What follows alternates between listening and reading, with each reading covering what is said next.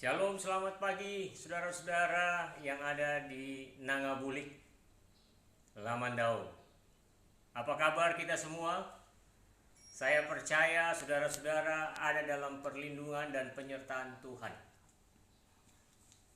Dan saya percaya kita semua sehat, kita kuat, bahkan kita akan menggenapi segala rencana Tuhan dalam kehidupan kita pribadi lepas pribadi. Hari ini saya berjumpa dengan saudara-saudara dalam ibadah streaming. Dan kondisinya memang tidak baik, tetapi virus corona tidak bisa menghalangi kita untuk beribadah kepada Tuhan. Sebelum saya memulai sharing firman Tuhan siang pagi hari ini, mari kita berdoa terlebih dahulu. Tundukkan kepala saudara-saudara, satukan hati kita berdoa. Bapa, kami bersyukur untuk pagi yang indah ini.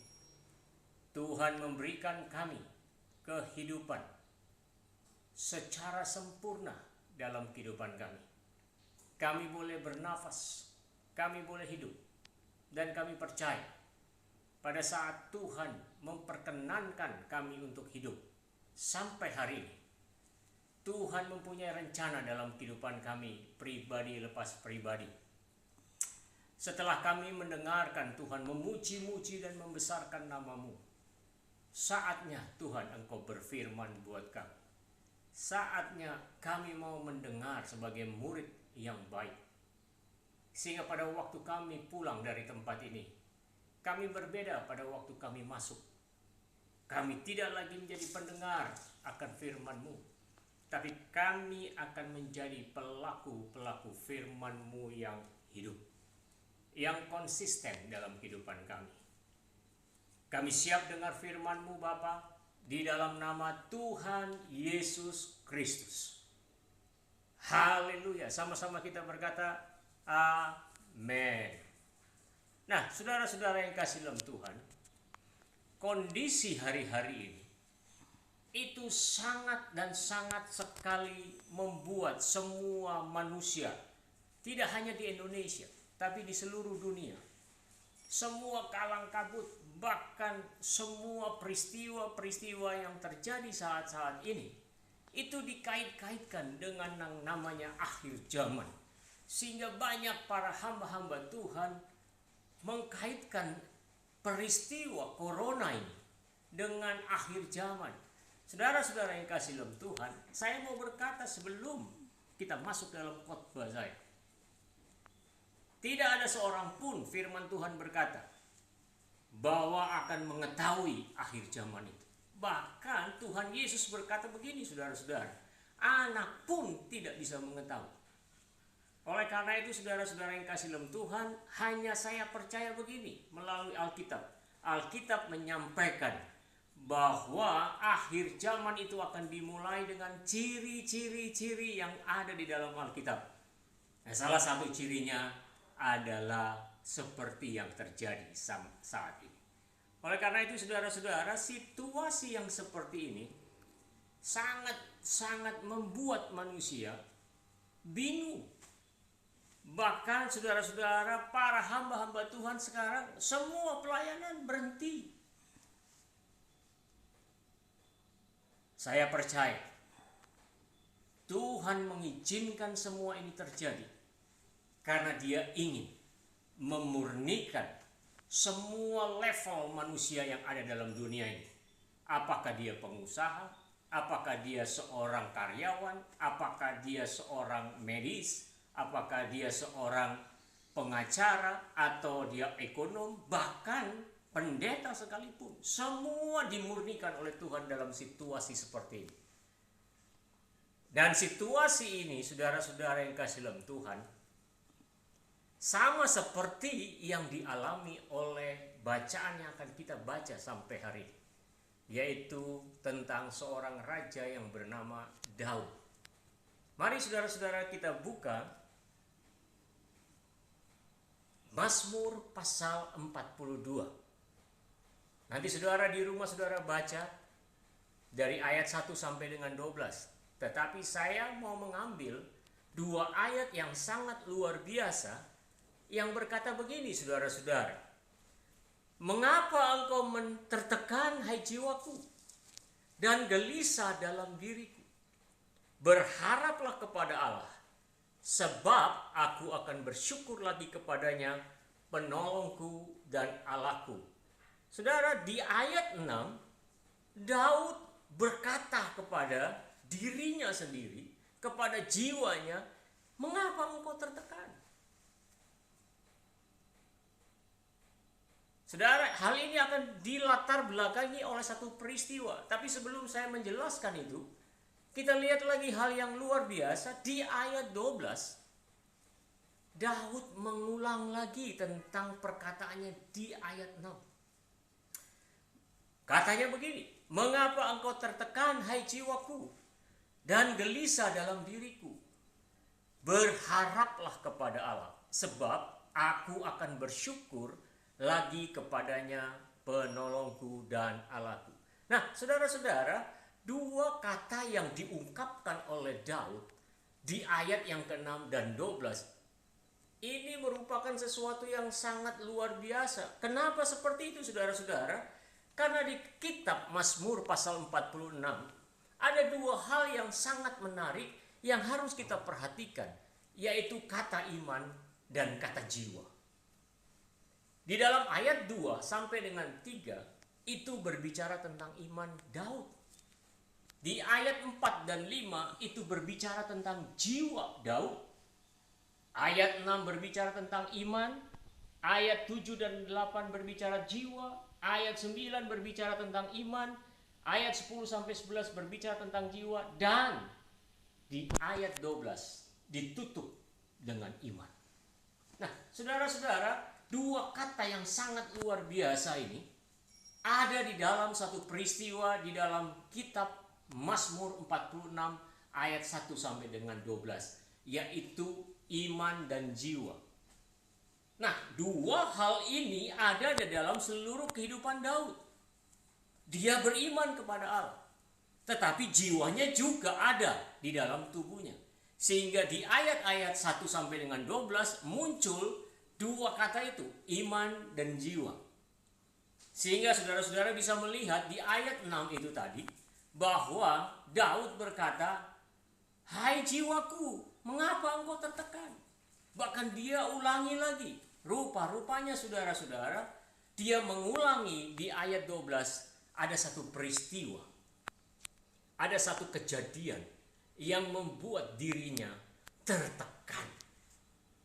Tetapi saudara-saudara, di akhir peristiwa ini, di akhir daripada pasal 46 ini, Daud berkata, jangan gelisah, jangan tertekan. Dan dia keluar sebagai pemenang. Nah, saudara-saudara yang kasih oleh Tuhan, pagi hari ini saya mau sharing firman Tuhan tentang satu hal, yaitu tekanan. Saya ulangi lagi, tekanan.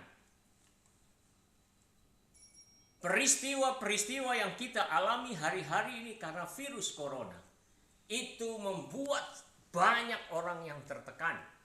Tidak hanya saja jemaat, tidak hanya saja profesional, tetapi hamba-hamba Tuhan, pendeta juga mengalami yang namanya tertekan. Nah, kalau ada pertanyaan, apakah kita mau hidup dalam tekanan? Kalau pertanyaan itu dilontarkan kepada kita semua, apakah kita mau hidup dalam tekanan? Pasti kita tidak mau. Jawabannya pasti, gua gak mau. Tetapi saudara-saudara yang kasih dalam Tuhan, jawaban saudara-saudara tentang yang namanya tekanan, saudara, itu manusiawi. Saya mau berkata begini, saudara-saudara, selama kita hidup, selama kita masih ada dalam dunia ini, tekanan itu pasti akan kita alami. Bagaimana kita tidak bisa dapat mengalami tekanan? Hanya cuma satu peristiwa. Kalau kita sudah masuk di dalam satu peti ukuran 1x2. Artinya mati. Pada waktu kita sudah mati, kita kembali ke surga, sudah tidak ada lagi tekanan. Yang ada sorak-sorai sukacita daripada Tuhan. Nah, pagi hari ini saudara-saudara yang kasih dalam Tuhan, kalau kita mau belajar dari peristiwa-peristiwa corona saat ini, begitu banyak tekanan-tekanan yang ada, tekanan ekonomi, bahkan pemerintah sekarang itu mengalami yang namanya krisis ekonomi oleh karena peristiwa corona ini. Pertama, mereka harus menangani para penderita COVID-19. Tapi setelah itu, mereka harus membangun perekonomian kembali. Nah, pada saat mereka menangani orang-orang yang sakit, begitu banyak pengeluaran, sehingga kita bisa melihat bagaimana repotnya Pak Jokowi, repotnya Pak Ma'ruf Amin dengan para menteri yang ada, Menteri Keuangan, Menteri Dalam Negeri, Menteri Sosial dan sebagainya, untuk menangani situasi corona ini atau pasca corona ini. Tetapi ada satu pelajaran saudara-saudara yang menarik, sehingga kita bisa merubah bahwa tekanan itu tidak selalu buruk. Tekanan itu tidak selalu negatif. Apa peristiwa itu? Nah, kita mau belajar dari peristiwa ini saudara-saudara. Yaitu bahwa pada zaman Yesus, orang-orang Yahudi, waktu mereka ingin membuat anggur menjadi anggur yang baik, mereka memasukkan anggur-anggur itu dalam satu kilangan yang besar. Lalu anggur-anggur itu ditekan dengan batu yang berat sekali. Dan kemudian anggur itu karena tekanan itu diputar. Pada waktu anggur itu dapat tekanan, kemudian diputar berulang-berulang, akhirnya saudara-saudara menjadi air anggur yang baik. Saya mau berkata, peristiwa daripada bangsa Yahudi pada zaman Yesus membuat anggur, itu mau menyatakan bahwa tekanan itu tidak selalu buruk. Tekanan itu tidak negatif. Justru dengan adanya tekanan itu akan memunculkan sesuatu yang bagus, sesuatu yang baik, bahkan excellent dalam kehidupan seseorang. Tanpa tekanan, ya mungkin kita biasa-biasa saja. Tetapi dengan tekanan, kita akan menjadi seorang yang luar biasa di dalam Tuhan. Dan saya percaya, kondisi COVID-19 ini membuat saudara dan saya semakin murni di hadapan Tuhan, semakin luar biasa di hadapan Tuhan, semakin good di dalam Tuhan. Karena apa? Kita menghasilkan anggur-anggur, air anggur yang murni. Kita menghasilkan kehidupan-kehidupan yang murni. Sehingga pada waktu kehidupan kita murni, kita dirasakan oleh orang lain. Tidak ada kemunafikan lagi dalam kehidupan kita. Nah, saudara-saudara yang kasih dalam Tuhan, berbicara soal tekanan, tidak hanya peristiwa anggur ini, tetapi Yesus sendiri sudah berkata kepada kita. Di dalam Yohanes pasal 16 ayat 33. Dia berkata begini saudara-saudara, mari kita baca ayat ini.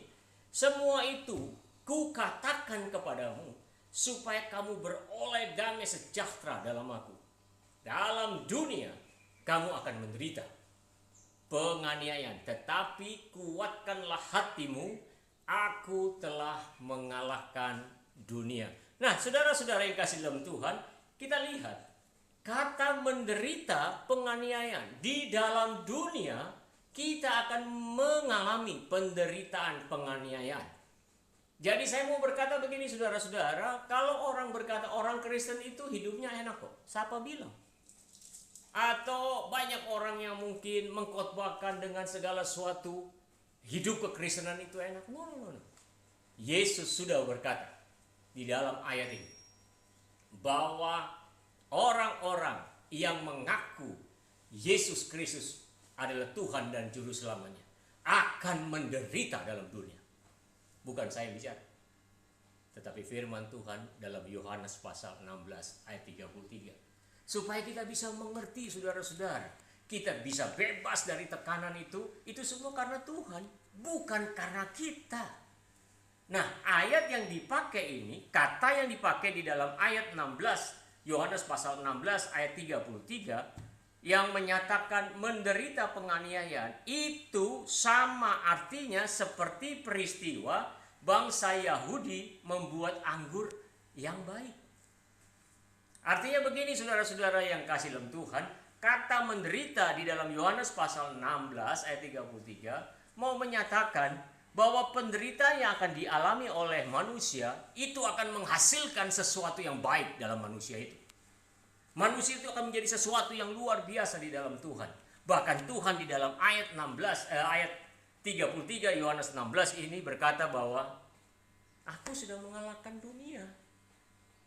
Tidak perlu lagi takut dengan namanya penderitaan.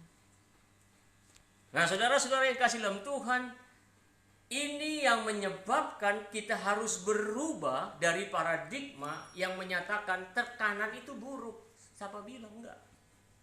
Tekanan tidak buruk. Ayat yang kita baca 16, Yohanes 16 ayat 33 yang menyatakan bahwa kita akan menderita, itu tidak menyatakan keburukan kita, tapi akan menyatakan bahwa kita semakin murni di hadapan Tuhan.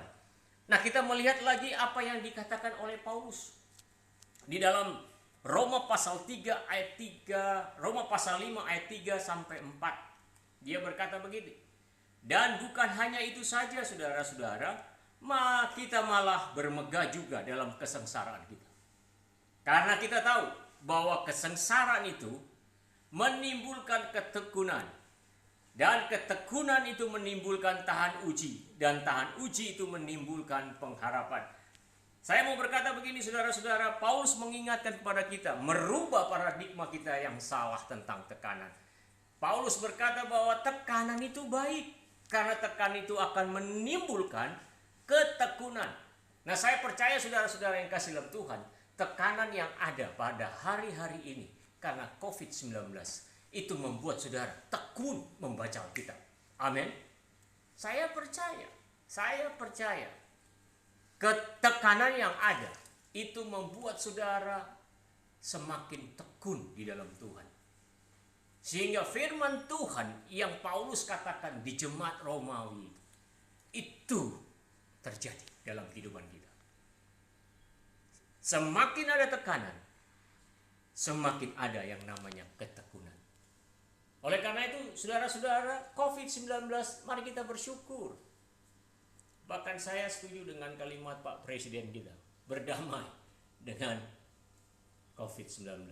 Karena apa? Dengan peristiwa COVID ini membuat kita banyak yang bertekun. Bertekun di dalam Tuhan, berdoa bertekun, bersama-sama ibadah dengan keluarga. Mana pernah kalau kalimatnya situasinya baik. Nggak pernah kita mau bertekun dalam baca Alkitab, berdoa bersama keluarga. Nggak mungkin. Mungkin suami pergi kemana, istrinya berdoa, atau mungkin anak-anaknya main di tetangga. Nggak pernah ini terjadi. Tetapi dengan adanya COVID ini, adanya tekanan itu membuat kita tekun. Lalu Paulus berkata begini, dari ketekunan itu akan tahan uji. So, saudara-saudara, tekanan itu menimbulkan ketekunan. Waktu kita tekun baca Alkitab, waktu kita tekun berdoa, waktu kita tekun memuji Tuhan, maka ada kalimatnya tahan uji. Timbul imun kekuatan dalam hidup kita. Timbul imun dalam kesehatan kita. Nah, saudara-saudara yang kasih dalam Tuhan, Paulus tidak hanya berhenti di situ. Dia orang yang tekan hidup yang sangat luar biasa yang dia peroleh, yang membuatkan dia tekun, lalu dia tahan uji, dan tidak hanya menimbulkan tahan uji, tetapi menimbulkan pengharapan. Nah, saudara-saudara, Paulus mengingatkan kepada kita, tekanan itu tidak selamanya buruk. Karena tekanan itu akan menimbulkan yang namanya pengharapan. Saya dan istri mengalami hal-hal yang sangat luar biasa hari-hari ini. Tapi dengan situasi yang seperti ini membuat kami semakin tekun dengan Tuhan, semakin kami tahan uji dengan Tuhan, bahkan kami semakin punya pengharapan kepada Tuhan. Karena beberapa hari kami menikmati, khususnya saya akan berbicara kepada saudara bahwa tekanan itu begitu menghimpit hidup saya. Sehingga kadang-kadang saya berpikir, waduh, parno juga ini. Kita ini sakit-sakit juga kena COVID-19. Nggak tahu panas, nggak tahu panas. Padahal sebenarnya tidak ada itu. Cuman karena tekanan itu membuat pikiran saya semakin hari semakin tidak baik. Padahal saya bisa olahraga 1 jam, saya bisa push up. Dulu saya nggak pernah ada olahraga 1 jam dan push up. Tapi saya bisa, tapi kok badan saya merasa panas terus. Rupa-rupanya saya terhimpit dengan namanya tekanan itu. Tetapi saya tidak mengerti, meskipun kita sering berkhotbah, sering kita melayani orang, jangan takut. Tapi pada waktu kita mengalami seperti itu, dan Tuhan izinkan itu terjadi sama saya, itu membuat saya murni hari-hari ini di hadapan Tuhan. Saya belajar, saya tidak malu mengakui kepada saudara-saudara, karena saya tetap adalah manusia. Hamba Tuhan, saya pendeta, tapi saya juga manusia. Dan hari-hari ini Tuhan mengajari saya supaya saya bebas, supaya saya menang di dalam tekanan-tekanan. Dan saya percaya ke depannya Tuhan akan membawa saya dan keluarga saya menjadi satu keluarga hamba Tuhan yang benar-benar murni di hadapan Tuhan. Nah, saudara-saudara yang kasih dalam Tuhan, bagaimana kita bisa kuat untuk menghadapi tekanan?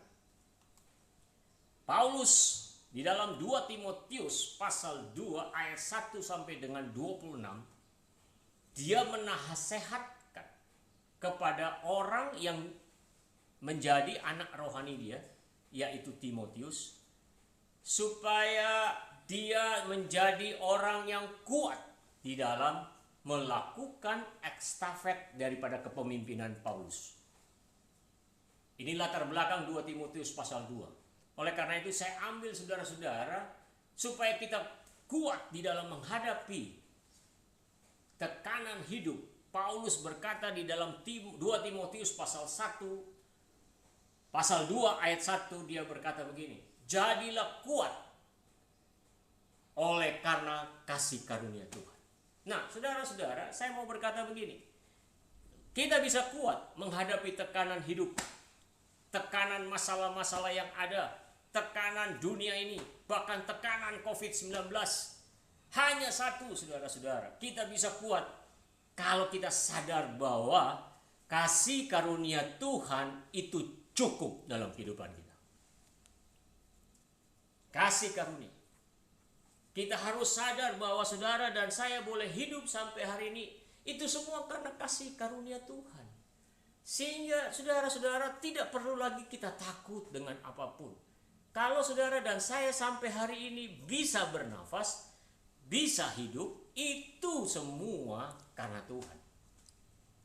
Kalau kita bisa hidup hari ini, berarti Tuhan masih ingin kita panjang.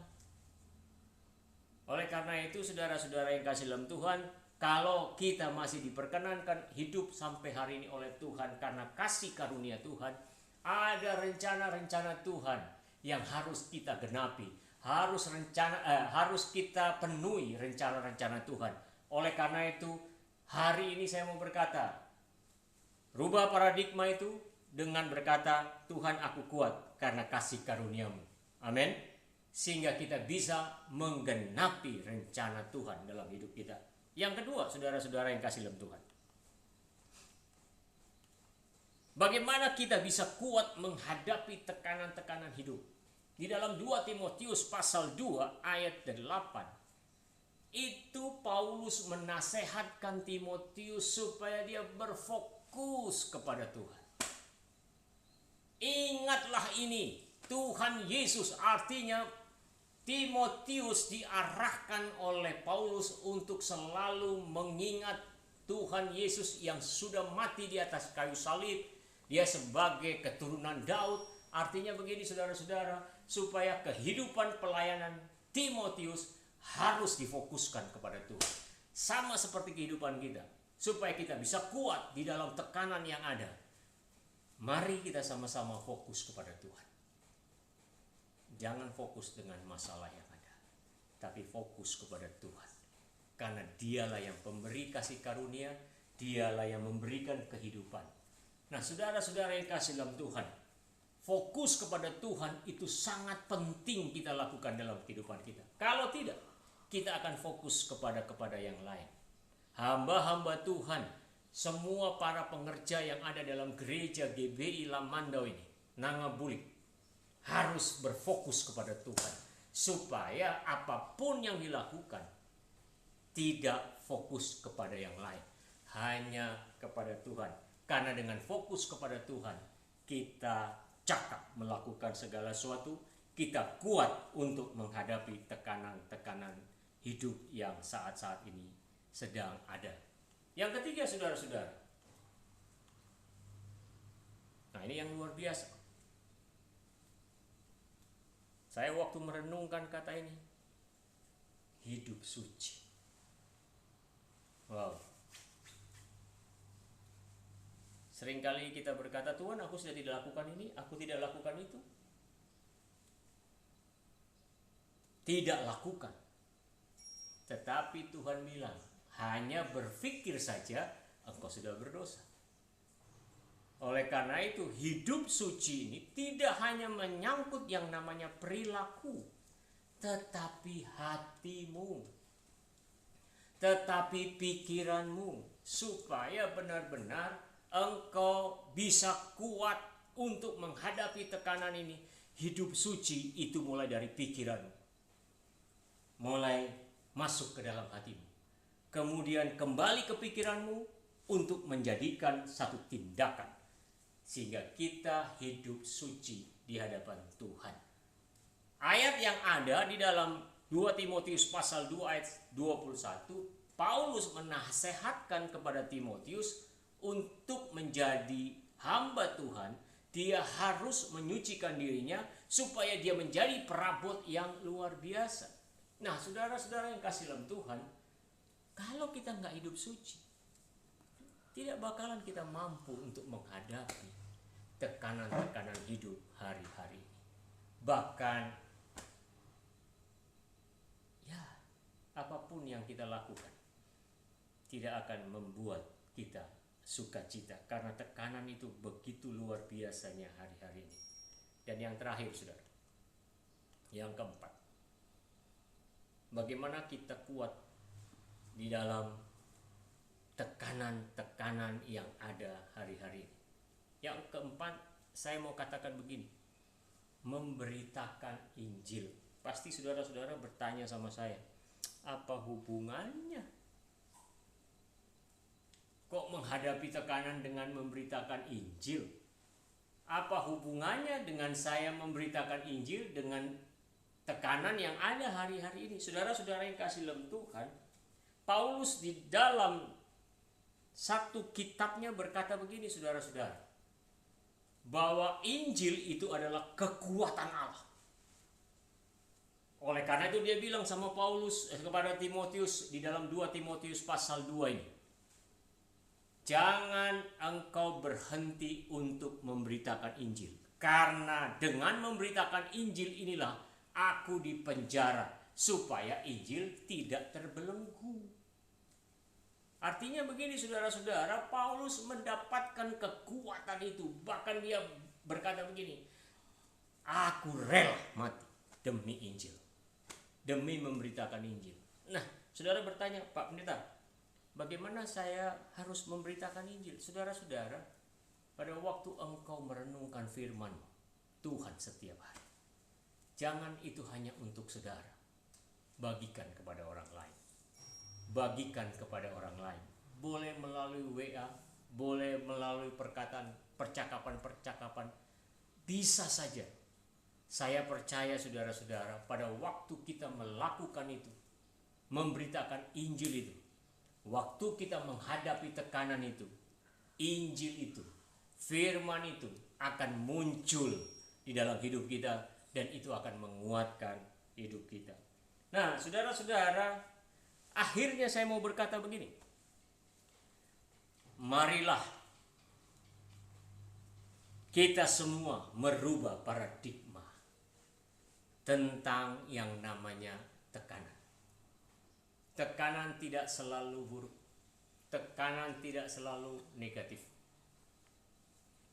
Tapi orang yang selalu mengalami tekanan hidup, dan saya percaya setiap orang pasti mengalami tekanan hidup, mereka akan keluar sebagai orang-orang yang murni di hadapan Tuhan. Mereka akan keluar sebagai orang-orang yang berkenan di hadapan Tuhan. Saya percaya peristiwa COVID-19 ini akan membuat semua jemaat, semua pengerja, semua hamba Tuhan yang ada di GBI Nangabulik Lamando akan berkenan di hadapan Tuhan. Tuhan Yesus memberkati kita semua. Haleluya. Amin.